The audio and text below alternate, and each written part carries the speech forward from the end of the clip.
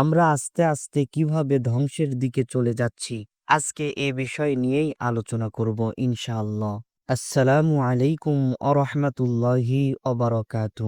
স্মার্টফোনের যুগে আমরা কিভাবে ধীরে ধীরে স্মার্ট হয়ে যাচ্ছি। আমি এখন একটা খুব সহজ প্রশ্ন করি আপনাদের সকলকেই। আপনার হাতে যে মোবাইলটা রয়েছে, এই মোবাইলটা যদি হঠাৎ নষ্ট হয়ে যায়, হঠাৎ হারিয়ে যায়, তাহলে আপনি কি করবেন? হয়তো আপনি অস্থির হয়ে যাবেন, কি করব এখন, এমন অনেক চিন্তা করবেন, পেরেশান হয়ে যাবেন। কিন্তু ভাবুন তো, যদি আমার এবং আপনার জীবনটাই নষ্ট হয়ে যায়, আমরা তখন কি করব?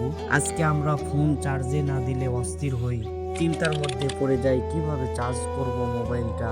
কিন্তু আমাদের আত্মার চার্জ, আমাদের হৃদয়ের চার্জ, অর্থাৎ নামাজ, কোরআন, দোয়া, যেটা মিস হলে আমাদের কোনো হৃদয়ে অশান্তি জাগে না। আমরা মোবাইলের নোটিফিকেশন দেখার জন্য 24 ঘন্টা চোখ রাখি মোবাইলে, ফেসবুকে, মেসেঞ্জারে এসএমএস এর জন্য 24 ঘন্টা তাকিয়ে থাকি। কিন্তু আল্লাহ রাব্বুল আলামিনের পক্ষ থেকে যখন আওয়াজ আসে হাইয়া আলাস সালাহ, মসজিদ থেকে নামাজের জন্য ডাকা হয়, তখন আমরা বলি আরে এখন না, পরে, এখনো তো বয়স হয় নাই, এখনো তো দাড়ি পাকে নাই, এখনো একটা ছেলে মেয়ের বাবা হই নাই, এখনো তো নাতিপুতি হয় নাই, নামাজ পরে পড়বো, আগে মুরব্বি হয়ে নেই।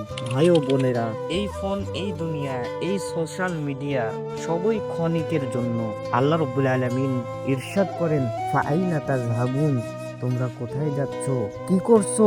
সময় থাকতে ফিরে আসুন নিজের দিকে, নিজের জীবনের দিকে, নিজের পরকালের দিকে, যেটা চিরস্থায়ী আমাদের জন্য অপেক্ষা করছে।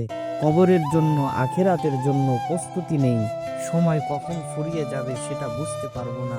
একজন কবি বলেন, আজ করব না করব কালি, এইভাবে গেল চলি, কেমনে আমি হিসাব দিব আল্লাহর কাছে। হিসাব যদি চাই, দিন ফুরিয়া যাই রে আমার, সময় ফুরিয়া যায়।